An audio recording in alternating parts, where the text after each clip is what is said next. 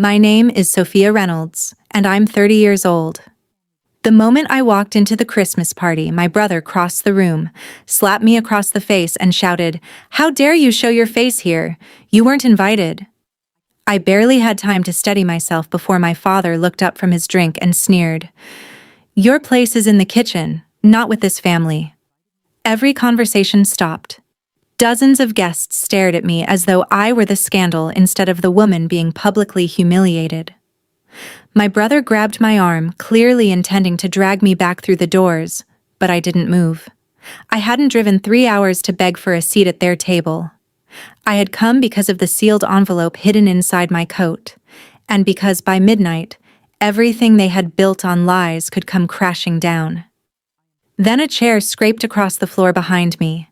A tall man standing near the fireplace rose so quickly that several guests instinctively stepped aside. "Back away from her," he thundered. "Do you realize whose face you just struck?" My family turned pale. They recognized the governor, but they had no idea why he knew me, why he looked furious, or why 2 state investigators were standing silently near the ballroom entrance. My brother's grip loosened. My father's glass trembled. I touched my burning cheek, looked directly at both of them, and realized they still believed I had come alone. They were wrong. Before I tell you what the governor said next, and what happened after I finally walked out, tell me, what time is it where you are right now? Where are you watching from? And what's the weather like there? I'm curious to see just how far this story will travel. For 3 seconds, no one moved. Then my brother let go of my arm as if my skin had burned him. "Governor Caldwell," my father said, forcing a smile that never reached his eyes. That was how everyone in the room finally learned the name of the man who had stood up for me. Henry Caldwell, the governor whose office controlled the future of the largest public contract my family's company had ever pursued. My father, David Reynolds, had spent the entire year courting donors, hosting private dinners, and telling anyone who would listen that Reynolds Development was about to win the North Ridge Renewal Project. My brother, Dylan, had already ordered champagne glasses engraved with the contract number. The Christmas party wasn't really a family celebration. It was a victory party for money they hadn't even received yet. "There must be some misunderstanding," David continued. "My daughter has a habit of creating scenes." Henry's expression hardened. "The only scene I witnessed was your son striking a guest in front of 40 people." Dylan glanced around, suddenly aware that every phone in the room could become a witness. "She trespassed," he said. "She's been cut off from this family for years." "Cut off?" I repeated quietly. My voice sounded much calmer than I felt. The envelope inside my coat pressed against my ribs like a second heartbeat. Henry stepped beside me, not in front of me, and that mattered. He wasn't there to rescue a helpless woman. He was there because I had spent the last 14 months doing exactly what my family had always mocked me for, following documents until the lies ran out of places to hide. "Ms. Reynolds is not here as your dependent," Henry said. "She's here as the investigative journalist whose reporting led my office to suspend the Northridge Award this morning." The room changed, not dramatically the way it happens in movies. No one screamed. Instead, smiles disappeared one by one. A contractor near the bar slowly set down his drink. A banker who had been laughing with Dylan suddenly glanced toward the exit. My father's face drained of color so quickly that I almost pitied him. Almost. Dylan stared at me. "You," he whispered. It was the first honest word he had spoken all evening. For years he had called my work a hobby, forwarded my articles to relatives with laughing emojis, and told people I survived on unpaid blog posts. He had no idea that my latest investigation had been published under a protected byline while the legal review was underway. He had no idea that I had interviewed former employees of Reynolds Development, traced payments through 3 shell companies, or uncovered invoices for materials that had never reached construction sites. Most importantly, He had no idea who had sent me the very first ledger.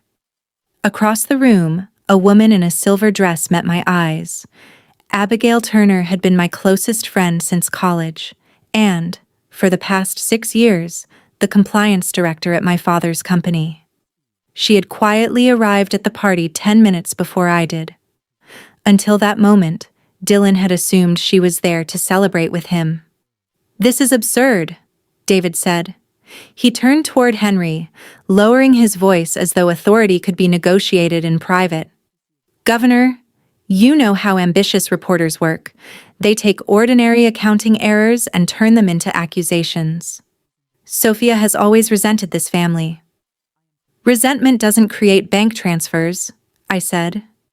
"It doesn't forge inspection signatures, and it doesn't bill the state for steel that was never purchased." The words landed harder than shouting ever could have. Dylan took a step toward me. "You have no idea what you're talking about." "Then why did you delete the December audit folder at 2:14 this afternoon?" His mouth opened, but no words came out. Abigail had watched the deletion happen through the company's mirrored compliance server. She had also preserved the original folder, the access logs, and the message in which Dylan instructed an employee to clean the Christmas list before the governor arrives. He had meant the list of false vendors. The phrase had become the title of my final evidence package. David's eyes flicked toward Abigail for less than a second, but that second told me everything. He knew someone inside the company had opened the door for me. "Sophia," he said, changing tactics, softening his voice into the same tone he always used whenever he wanted obedience to sound like concern. "Give me the envelope. We can discuss this privately, as a family." I remembered hearing that same voice when I was 23, the day he demanded that I turn down a journalism fellowship because it embarrassed him to have a daughter chasing scandals. I remembered giving in back then. I didn't surrender this time. "This stopped being private the moment you used public money," I said. David moved faster than I expected, reaching for my coat. Before his hand could touch me, Henry stepped between us. "Don't make another mistake in front of witnesses," he said. Behind him, the 2 investigators at the entrance opened their jackets just enough to display their credentials. My father froze. Dylan looked toward the doors, calculating whether he could leave without making himself look guilty. Then Abigail raised her phone. "You should stay," she said. "The governor has only suspended the contract. Sophia is about to explain why your company may not survive the night." I took the envelope from my coat but didn't open it. Not yet. For years, David and Dylan had controlled every family conversation by deciding which facts were allowed to exist. If I mentioned the fellowship they had pressured me to reject, I was ungrateful. If I mentioned the job interview Dylan sabotaged by calling the editor and describing me as unstable, I was being dramatic. If I asked why my late mother's inheritance had disappeared from the trust account, I was greedy. Their power had never come from being right. It came from speaking first, speaking loudly, and forcing everyone else to defend themselves. That night, I refused to follow their script. "You told everyone I came because I wanted money," I said. "So let's begin with money." I placed the envelope on the piano, opened my laptop, and connected it to the ballroom screen Dylan had planned to use for his contract announcement. The Reynolds Development logo disappeared. In its place appeared a single scanned document dated 8 years earlier. It was my mother's trust amendment. "Mom left me 20% of the company," I said. "Not because she expected me to work for you, but because she wanted me to remain independent of you." David's face turned rigid. Dylan laughed a little too quickly. "That document was replaced." "That's what you told me." I clicked once. A second document appeared beside the first. It was the waiver supposedly signed by me 6 months after my mother died, transferring my shares to Dylan in exchange for a payment I never received. My signature looked convincing from a distance. Up close, the letters leaned in exactly the same way they had on an old college application stored in David's office. A forensic examiner compared them, I said. The signature was copied, and the notary listed on the waiver had been dead for 9 weeks when she supposedly witnessed it. A murmur rippled through the guests. Dylan stopped smiling. My father's eyes never left the screen. This has nothing to do with the state contract, he said. It establishes a pattern, Henry replied. His voice was quieter now, which made the warning even sharper. False documents, concealed ownership, financial gain. David looked at him in open disbelief. You're taking her side based on family paperwork? No, Henry said. The state is responding to evidence submitted through lawful channels. I'm standing beside her because you're trying to intimidate the person who preserved that evidence. I clicked again. The screen changed to 3 columns labeled past, present, and payment. It was the structure I had used to keep myself sane during the investigation. Under past were the moments my family had dismissed as personal failures, the fellowship I lost, the newspaper job that disappeared after a mysterious phone call, the apartment deposit David promised, then withdrew when I refused to come back home.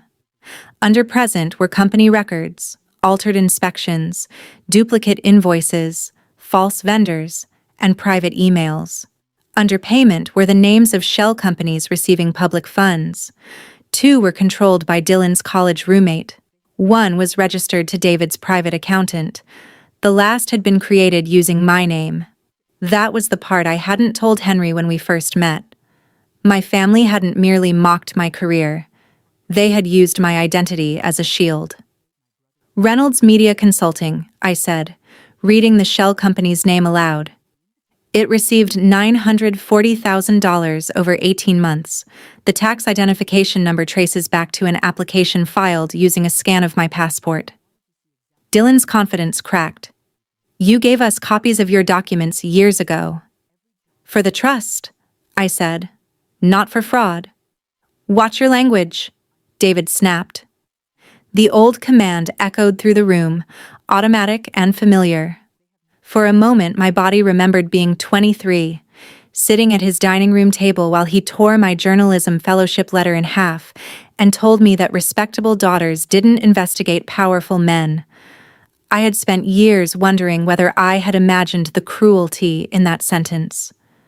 Then I found the email he had sent Dylan that same night. Keep her close, or keep her broke. The memory no longer made me feel small. It made the next click easy. His email filled the screen. No one needed me to explain it. David stared at the words as though they had betrayed him simply by surviving. Dylan turned on him. You said those servers were wiped. There it was. The first crack between them. My father's head snapped toward him, and every guest in the room understood that Dylan had just admitted he knew about the destruction. I meant old family files, David said. But the correction came too late. Abigail stepped forward. The servers were never wiped, she said. The company kept mirrored backups to satisfy lender requirements. I preserved them after I discovered that compliance reports were being altered. Dylan's gaze shifted to her, filled with naked fury. You did this. Abigail didn't back away. I stopped it. He called her disloyal. David called her confused. Both men talked over each other, trying to rebuild control through sheer noise. I watched them and understood something that had taken me years to learn. People who demand loyalty often mean silence, and people who call the truth betrayal are usually protecting the benefits they gained from the lie. I raised one hand, and Henry asked the room to remain quiet. Abigail didn't contact me first, I said. She contacted an attorney. The attorney contacted the inspector general. I became involved because the shell company carried my name and because I could document how the scheme began. David's expression shifted from anger to calculation. Then this can still be contained, he said. We correct the filings, return the disputed funds, and settle the trust issue. Sophia gets her shares. Everyone walks away. It was an extraordinary offer, if you ignored what it revealed. He had denied everything until denial became too expensive. I looked at the man who had taught me to confuse fear with respect and asked the first question that truly mattered. Would you be offering me justice if the governor weren't standing here? David didn't answer. His silence was the answer. I lifted the envelope from the piano. This isn't a settlement proposal, I said. It's the publication notice your attorneys received this afternoon. My investigation goes live at midnight. Midnight was 47 minutes away. Dylan glanced at the clock above the fireplace, then back at my laptop. I saw the exact moment he stopped thinking like a brother and started thinking like an executive trapped inside a collapsing deal. Turn it off, he ordered the technician standing near the screen. The technician reached for the cable, but one of the investigators shook his head. Do not interfere with potential evidence. Dylan's hand curled into a fist. He had hit me when he believed the room belonged to him. Now that the room was full of witnesses, he needed a different weapon. You all know what this is, he announced to the guests. Sophia has hated us ever since she failed to make it on her own. She attached herself to the governor, fed him some dramatic story, and now she expects applause. Several people glanced toward Henry. It was a calculated accusation. If Dylan could make my evidence look like the product of personal connections, he could turn corruption into gossip. Henry didn't defend his own reputation first. He defended the process. Ms. Reynolds and I met once in the presence of counsel after the Inspector General verified the initial records, he said. I did not direct her reporting. I did not provide her with documents. I was scheduled to attend tonight before I knew she would be here because your father invited me to celebrate a contract that had already been suspended. That last sentence drew uneasy looks from the donors. David had used the governor's attendance as proof that the award was guaranteed. Some of those guests had invested based on that promise. When I asked whether Ms. Reynolds would be safe entering this property, Henry continued, I was assured this was simply a family gathering. Your behavior has answered that question. Dylan's jaw tightened. So that speech? Do you realize whose face you just struck? What was that supposed to mean? Is she some kind of protected celebrity now? Henry looked at him without blinking. It means you struck the journalist who uncovered an attempt to divert millions from schools, roads, and emergency housing. It means you assaulted a cooperating witness in front of state investigators. And it means the person you dismissed as a failure performed the due diligence your own board refused to perform. No one applauded. This wasn't that kind of victory. The truth did something far more satisfying. It rearranged the room. The people who had been clustered around Dylan only minutes earlier quietly stepped away. The banker near the bar pulled out his phone and started typing. Two subcontractors whispered urgently beside the windows.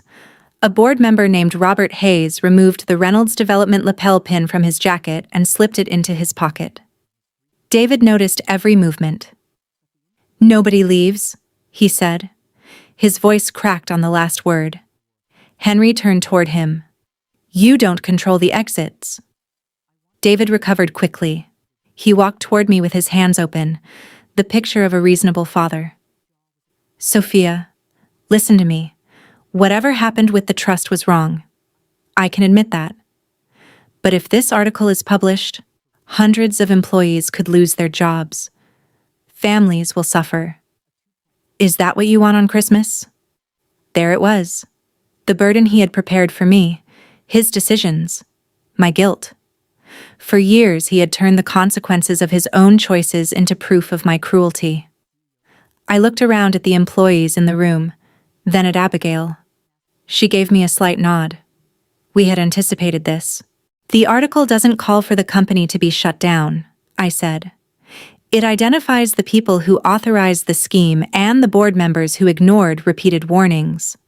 The Inspector General has recommended an independent administrator, so legitimate projects and payroll can continue. Robert Hayes stepped forward. The board wasn't informed about an administrator. The board was informed at 4 o'clock this afternoon, Abigail said. The notice was sent to the official board account. Dylan redirected board mail to his private server at 4:12. Robert checked his phone. The shame on his face quickly hardened into anger. You told us the system was down. Dylan pointed at Abigail. She's manipulating the records. Then you should welcome an independent forensic review, I said. He had no answer that didn't expose him. David tried again, this time abandoning the concerned father routine.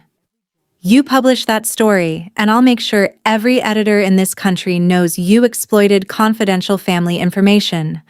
I'll sue you until you can't afford a place to sleep. The threat might have worked once.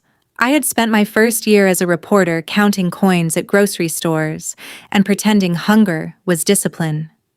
He had always used money to make every act of independence feel temporary. But my investigation had already survived review by 3 attorneys, 2 forensic accountants, and an editor who knew exactly who we were taking on. Your lawyers sent that threat 6 weeks ago, I said. They withdrew it after we provided the first evidence index. His eyes narrowed.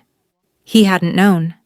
Dylan had concealed that failure from him, just as David had concealed the mirrored server backups from Dylan. Their alliance was beginning to consume itself. Then Abigail's phone chimed.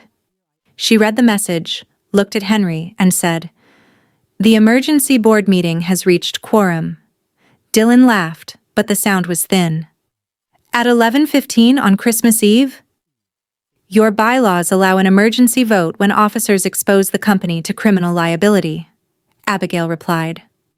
The ballroom screen split in 2. My evidence remained on one side. On the other, 6 board members appeared in a secure video conference. Robert joined the meeting from the ballroom. David stared at the faces on the screen as though they were trespassers inside his own home. The board chair spoke first. Pending the forensic investigation, David Reynolds is suspended as Chief Executive Officer, and Dylan Reynolds is suspended as Chief Operating Officer, effective immediately. Dylan lunged toward the laptop. One of the investigators stepped in front of him, not aggressively, simply blocking his path. Do not touch it. The board chair continued. All company accounts requiring either man's authorization have been frozen, building access has been revoked, corporate counsel has been instructed to preserve all records and cooperate fully with the authorities. David looked at me, and for the first time that night, he didn't look angry. He looked afraid. What have you done? He whispered. I documented what you did, I answered. The board made its own decision. The front doors opened behind us. 4 additional investigators walked in carrying sealed orders. The family Christmas party had become the very scene my father had spent 14 months trying to prevent. The lead investigator introduced herself as Special Agent Marisol Vega and handed David 2 documents. The first was a preservation order covering the resort, company offices, vehicles, and cloud accounts. The second was a warrant authorizing the seizure of devices connected to the false vendor network. My father read the first page, then looked toward Henry as though the governor could erase it with a single gesture. You arranged this spectacle, he said. Henry answered without hesitation. A judge signed those orders after reviewing sworn evidence. I learned they had been approved 30 minutes ago. That distinction mattered. Henry had influence, but he wasn't the source of the case. My family couldn't dismiss the investigation as political theater without dismissing the bank records, access logs, forged documents, and their own messages. Agent Vega instructed everyone to place their company phones on the table. Abigail complied first. Robert followed. Dylan kept one hand inside his jacket. I watched his eyes drift toward the side corridor leading to the service stairs. Don't, I said. He looked at me with the same hatred he had worn when I walked into the party. But now fear lived beneath it. You think you won? He asked. You destroyed our name. No, I said. I stopped you from hiding behind it. Agent Vega instructed him to remove his hand. Slowly, he pulled out a phone that wasn't listed on the company's inventory. Abigail recognized it immediately. "That's the vendor phone." Dylan rounded on her. "You should have been grateful. I protected your department every time Dad wanted to fire you." David's head snapped toward him. "Be quiet." "Why?" Dylan shouted. "You said the payments were temporary. You said Northridge would cover everything before the auditors noticed." Those words hit the ballroom harder than any accusation I had made. David crossed the room and hissed, "You signed the transfers." "Because you told me to," Dylan shot back. Their carefully maintained hierarchy collapsed in less than a minute. Each of them began sacrificing the other to save himself. David claimed Dylan had invented the vendors. Dylan claimed David controlled the accountant. David accused Dylan of stealing beyond the agreed amount. Dylan revealed that the false invoices had started years before the Northridge project. Guests quietly moved farther away, not because they feared violence, but because they feared association. Agent Vega let them keep talking. A second investigator recorded every word. I stood beside the piano and felt no joy, only a fierce, steady stillness. I had imagined this moment through countless sleepless nights. In my imagination, revenge had always been loud and triumphant. Reality was colder. Their punishment wasn't my anger. It was the collapse of the story they had spent years telling about themselves. Respectable men, disciplined leaders, victims of an ungrateful daughter. Then David noticed the last item resting on the piano, a cream-colored envelope. Its edges softened with age. It wasn't the publication notice. That lay open beside my laptop. The cream envelope contained the letter my mother had written to me before she died, the one Abigail had discovered inside an archived legal file. David went pale. "Where did you get that?" "It was stored with the original trust amendment," I said. "You kept it from me." He reached for it, but I picked it up first. My name was written across the front in my mother's handwriting. For 8 years, David had told me she regretted leaving me company shares and had changed her mind before she died. The letter proved exactly the opposite. I unfolded it and read only the passage that belonged in that room. "Sophia sees what others train themselves not to see. Do not punish her for telling the truth. One day, that courage may be the only thing standing between this family and ruin." The silence that followed felt different from every silence before it. This one didn't belong to David. He couldn't command it away. I looked at him and asked, "Did you hate my career because you thought I would fail? Or because you were afraid I would eventually start looking at you?" His lips parted, but no defense came. Dylan stared at the carpet. In that moment, I finally understood the shape of my childhood. The comments about the kitchen, the lectures about obedience, the financial threats, the opportunities they sabotaged. None of it had been random cruelty. David had spent years training me to doubt my own judgment because a daughter who trusted her own eyes was dangerous to a man surviving on deception. "Your mother was emotional near the end," he finally said. It was the weakest lie he had ever told. I folded the letter and slipped it back into the envelope. She was accurate. Agent Vega examined the unregistered phone and asked Dylan for the passcode. He refused. She informed him that the device would be secured for forensic extraction. At that exact moment, it began to ring. The caller ID read, "Victor Lane." Private accountant Dylan instinctively reached for the phone. Agent Vega stopped him and read the message preview aloud. "Transfer failed. Account frozen." "What did you tell them?" David closed his eyes. The remaining guests no longer needed my article to know the truth. But in 21 minutes, the rest of the state would know it too. With 12 minutes left until midnight, David asked to speak with me alone. Agent Vega refused to let him leave the ballroom, so he lowered his voice and stood beside the darkened Christmas tree, as though privacy could be created by posture alone.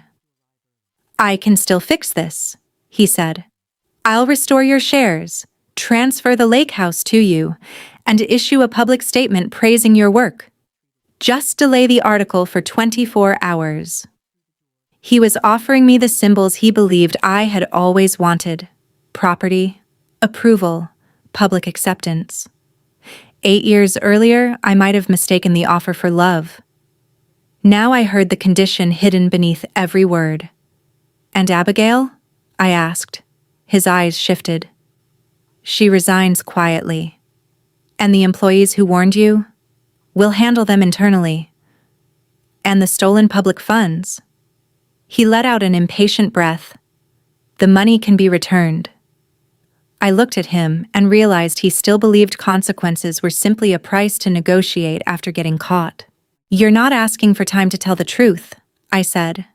"You're asking for time to invent another lie." I stepped away. Dylan sat near the piano while an investigator copied the contents of his phone. Without the crowd orbiting him, he looked smaller. Then the ballroom screen changed again. Abigail had opened a recovered group chat titled "Christmas Cleanup." The messages had all been sent that morning. David had written, "If Sophia appears, remove her before Caldwell sees her." Dylan had replied, "I'll make her lose control in front of everyone." Another message instructed the resort's security team to disable the camera facing the main entrance. They had expected me. I looked directly at Dylan. "You said I wasn't invited," I said. "You knew I was coming." Abigail displayed the formal invitation she had sent on behalf of the compliance committee, along with the delivery receipt proving David's assistant had opened it. My brother hadn't slapped an unexpected intruder.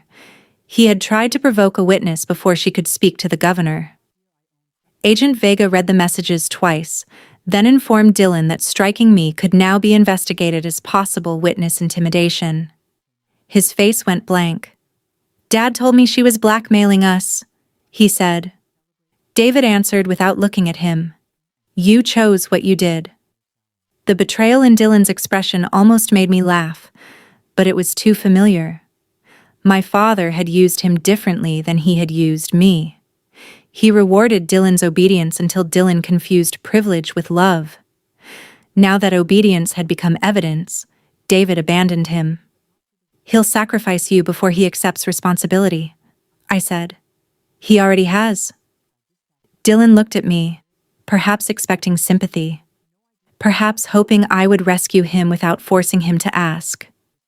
I offered him neither. Understanding why someone became cruel doesn't require volunteering to bear the consequences of that cruelty. At 11:59, my editor called. I answered on speaker. "Legal has cleared everything," she said. "The evidence links are live. We publish on your signal." David whispered my name. For the first time in my life, it sounded like a plea. Henry stood quietly near the fireplace. The decision belonged to me. Abigail held my mother's letter against her chest. The board members remained on the screen. Around us, the guests watched the clock tick toward midnight. I thought about every time I had apologized for seeing what other people wanted hidden. Then I said one word: publish. At midnight, phones across the ballroom vibrated almost simultaneously. The headline appeared on the screen. The Christmas list: how a family contractor built a public empire on ghost vendors, forged records, and a stolen identity beneath it was my name. Not a protected byline, not an alias. Sophia Reynolds. Dylan read the opening paragraph and covered his face. David remained frozen, staring at the headline as messages flooded his phone. A lender suspending credit, a donor withdrawing support, a business partner demanding repayment, a television station requesting comment. On the state's public contract portal, the Northridge project changed from pending review to disqualified. Henry finally spoke. The Northridge award has been permanently withdrawn. Reynolds Development is barred from submitting new state bids while the investigation proceeds. David's knees seemed to weaken. No one stepped forward to steady him. For years, everyone in that room had rushed to protect his dignity. That night, dignity was no longer the emergency. The truth was, I closed my laptop and slipped my mother's letter into my coat. As I crossed the ballroom, David called after me. "If you walk out that door, you're no longer my daughter." That threat had controlled me for years because I believed belonging was something he could give or take away. I turned back at the doorway. "You stopped treating me like your daughter long before tonight. The only difference is that I finally stopped calling your control love." Dylan stood there, one tear running down his cheek. He seemed ashamed to let anyone see it. "Sophia, wait. Tell them I didn't plan all of this." "Then tell them the truth," I said. "All of it. Not to save yourself from Dad. Not to win me back. Tell it because the people you stole from deserve it." I didn't offer forgiveness. Forgiveness given under pressure is simply another form of obedience. Abigail joined me while Henry stayed behind to answer questions about the suspended contract. As the doors closed behind us, the last thing I heard was Agent Vega telling David to sit down and stop touching his phone. I had once imagined leaving with a triumphant speech. I didn't need one. My article was already speaking in every newsroom, boardroom, and government office that had once welcomed my father without question. Over the following weeks, the consequences became impossible to ignore. Federal and state prosecutors charged David with procurement fraud, conspiracy, identity theft, and obstruction. Dylan accepted a plea agreement, surrendered hidden accounts, and testified against him. He lost his executive license, his home, and the circle of friends who had mistaken access for affection. David rejected every plea offer, insisting the family name would protect him. It didn't. After a public trial, he was convicted and sentenced to 11 years in prison. The court restored my stolen shares and ordered repayment of the trust distributions. Reynolds Development avoided collapse only because the board removed both men, cooperated with investigators, and placed legitimate operations under independent management. Abigail became chief compliance officer. Hundreds of employees kept their jobs while the shell companies were dissolved and the recovered funds were returned to public programs. I sold half of my restored shares to an employee ownership trust and used part of the settlement to establish a legal fund for whistleblowers threatened by powerful employers. I kept only one thing for myself: my mother's letter. A year later, on Christmas Eve, I read it again in my own apartment before submitting a new investigation. There was no grand family reunion. Dylan sent several apologies. I answered only after his actions began matching his words. David wrote from prison, still insisting he was the victim. I returned every letter unopened. Some people believe revenge should feel satisfying, that I should have enjoyed watching them lose everything. What I felt was quieter than that, and far more lasting. They had built their power by deciding who was credible, who belonged, and whose pain could be ignored. I took that power away by creating a record they could never erase. So when people ask whether I regret walking into a party where I supposedly wasn't invited, my answer is simple. I was invited by the truth they had buried, and I stayed long enough to make sure it was heard. Family can survive disagreement. It can survive distance. It can survive disappointment. But can it survive without accountability? And when the people demanding your loyalty are using it to hide what they've done, is walking away betrayal? Or is it the first honest choice you've ever made? We appreciate you staying until the end of this emotional story. Everything in this video is fictional and created solely for educational and entertainment purposes. We hope it reminds you that you don't have to keep making room in your life for people who bring only confusion and pain. A peaceful heart is worth protecting, even if protecting it means letting go of familiar names.